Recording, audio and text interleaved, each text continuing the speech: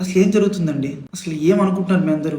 రకరకాలుగా ట్రోల్ చేస్తున్నారు, రకరకాలుగా మీడియా వాళ్ళు రకరకాలుగా ఇష్టం వచ్చినట్టు ఉన్నది లేనిది ఏది పడితే అది రాస్తున్నారు. అసలు ఏమనుకుంటున్నారు? నేను ఆల్రెడీ క్లియర్‌గా చెప్పాను కదండీ! మేము తప్పు చేశాము. ఆ తప్పేంటి? మేము ఎమోషనల్‌గా కనెక్ట్ అయ్యాము అని చెప్పాను.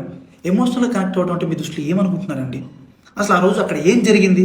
మీకు తెలిసిన 10% మాత్రమే, 90% మీకు తెలియదు. ఆ రోజు ఏం జరిగిందో మీ అందరి ముందు నేను పెట్టబోతున్నాను. ఆ రోజు మార్నింగ్ నాకు షూట్ ఉంది. ఎర్లీ మార్నింగ్ 5:30 కల్లా మేము లొకేషన్కి స్టార్ట్ అయిపోతాం. నేను 4:15కి నా రూమ్లో లేచాను. ఆ టైంకి అసిస్టెంట్ అనే అతను నా వాష్రూమ్లో ఉండటం జరిగింది. నేనేం చేశాను?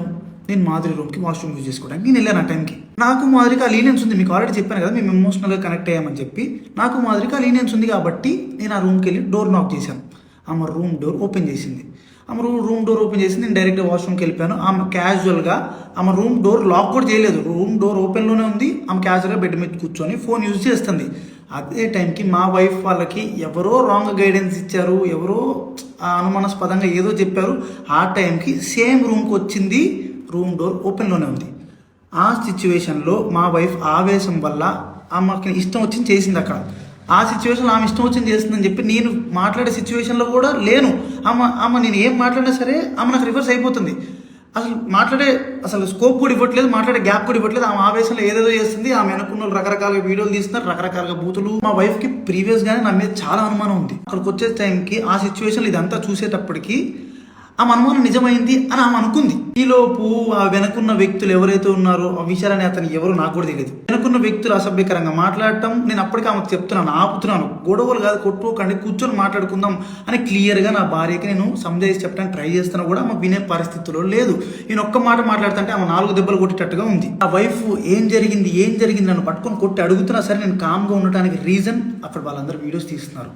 నేను ఏం చెప్తే ఏ రకంగా పోర్ట్రే అయ్యిద్దో తెలియదు. ఎక్స్ప్లెనేషన్ ఇవ్వడానికి నాకు స్కోప్ కూడా ఇవ్వలేదు. ఆల్రెడీ మీకు చెప్తున్నాను కదండి, మేమిద్దరం కనెక్ట్ అయ్యి జస్ట్ 2.5 months అయ్యిందని చెప్తున్నాను. మా మధ్య ఒకరికి లీనియన్స్ ఉంది తప్పితే అంతవరకు వెళ్ళే లీనియన్స్, అంతవరకు వెళ్ళే ర్యాప్ మా ఇద్దరి మధ్యలో లేదు. మేము ఇమోషనల్గా కనెక్ట్ అయ్యాం, ఇమోషనల్గా మాట్లాడుకుంటాం అంతే తప్పితే మేము అంత దూరం మేము ఎప్పుడు వెళ్ళలేదు, వెళ్ళాలని కూడా మేము ఎప్పుడు అనుకోలేదు. అలాంటి క్యారెక్టర్ ఆ అమ్మాయిది అస్సలు కాదండి. అమ్మాయి చాలా రెస్పాన్సిబుల్ పర్సన్. అమ్మాయి ఫ్యామిలీని అంతా పోషించుకోవడానికి చాలా కష్టపడుతుంది. నేను ఎప్పటి నుంచో కొన్ని 4-5 years నుంచి అమ్మాయిని నేను చూస్తున్నాను. ఇదే విషయాన్ని నేను మీ అందరికి ఇంటర్వ్యూలో చెప్దాం అనుకున్నాను. కానీ మా లీగల్ అడ్వైస్ ప్రకారం నేను ఎంతవరకు చెప్పాలో అంతవరకే చెప్పాను. అందులో కూడా నేను మీకు క్లియర్గా ఎక్స్ప్లెయిన్ చేశాను. మీ అందరికి 10% మాత్రమే తెలుసు, మిగతా 90% మీకు తెలియదు, మీరు చూడలేదు. ఇలాంటి సిచ్యువేషన్లోనే ఒక మనిషికి ప్యానిక్ అంటే ఏంటో అర్థమవుతుంది. ఆ సిచ్యువేషన్లో ఏం మాట్లాడితే ఎవరు ఎట్లా రిసీవ్ చేసుకుంటారు అనేది తెలియదు. నేను చాలా క్లియర్గా చెప్తున్నానండి, మా ఇద్దరి మధ్యలో ఎమోషనల్ బాండింగ్ తప్ప అంతకు మించి ఏం లేదు, ఏం జరగలేదు. నేను ఒక ఇల్లీగల్ రిలేషన్షిప్ అని దేనికని చెప్తున్నాను అంటే, ఒక పెళ్ళైన అబ్బాయి ఒక అమ్మాయితో ఎమోషనల్ కనెక్ట్ అవ్వటం అనేది కూడా ఇల్లీగల్ రిలేషన్షిప్ అనే పేరు, అక్రమ సంబంధం అనే పేరుతో నాకున్న సిచ్యువేషన్లో నాకు ఆ పదాలు తప్పితే నాకు వేరే ఏం రాలేదు. నాకు నేనున్న డిప్రెషన్కి. అమ్మ మాధురి, నీకు నా తరపు నుంచి, నా భార్య తరపు నుంచి, నా భార్య వెనుకున్న వాళ్ళ తరపు నుంచి నీకు క్షమాపణ కోరుకుంటున్నాను. నీకు సారీ, ప్లీజ్ అర్థం చేసుకో, ప్లీజ్. వాళ్ళకి ఏం తెలియకుండా వాళ్ళ నోటికి వచ్చినట్టు మాట్లాడినందుకు, వాళ్ళు వీడియో అప్లోడ్ చేసినందుకు, నీ మీద చేసుకున్నందుకు నేనైతే సారీ చెప్తున్నాను. సారీ. మీకు జరిగిన నష్టానికి మీరు ఏ శిక్ష వేసినా నేను అనుభవించడానికి రెడీగా ఉన్నాను.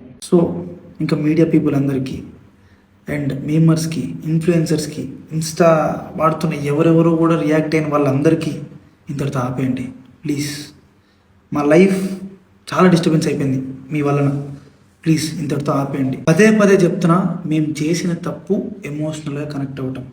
ఆ ఒక్కటి తప్పు వల్లనే మీరు రకరకాలుగా పోర్ట్రే చేశారు, రకరకాలుగా జనాల్లో కన్వే చేసేసారు. ఇంతటితో ఆపేయండి ప్లీజ్.